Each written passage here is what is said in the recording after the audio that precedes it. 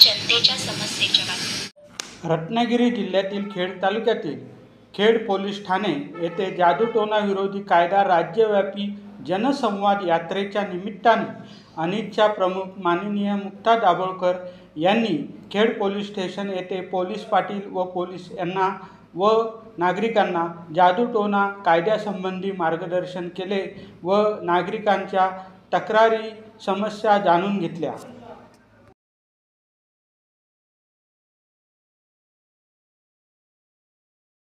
आणि मग ते हा घुमणे वगैरे अंगात येणे हा प्रकार घडू लागतो। तो सौम्य प्रकारचा एक मानसिक आजार तरी असतो, नाहीतर भोंगाचं तरी अंगात येतं। तर एक लक्षात घ्या, अंगात येणं हा काही गुन्हा नाहीये, परंतु अंगात आल्यानंतर इतरांना पैसे मिळवण्याच्या हेतूने सल्ले देणे वगैरे दुसऱ्याची फसवणूक करणे, ठकवणे या गोष्टी करणे म्हणजे गुन्हा आहे। एखाद्या बाईच्या अंगात आहे किंवा हे आजी आजोबा आहेत त्यांच्यामुळे गावात असं घडतंय।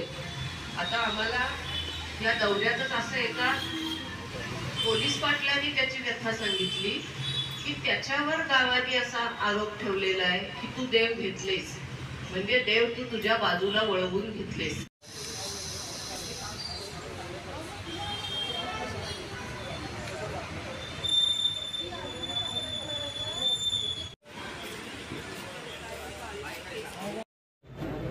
तर आपल्याला आज त्यांनी काढून त्यांचे सहकारी यांनी येऊन आपल्याला चांगल्या पद्धतीचं मार्गदर्शन केलेलं आहे। त्याबद्दल विशेष आपण सर्वजण पोलीस पाटीलांचे किंवा ड्युटीवर आहे, परंतु आपण त्यांना इथं ते थांबले शांततेने ऐकून घेतलं त्याबद्दल आम्ही आभारी आहोत आणि हा कार्यक्रम संपला असं मी जाहीर करतो।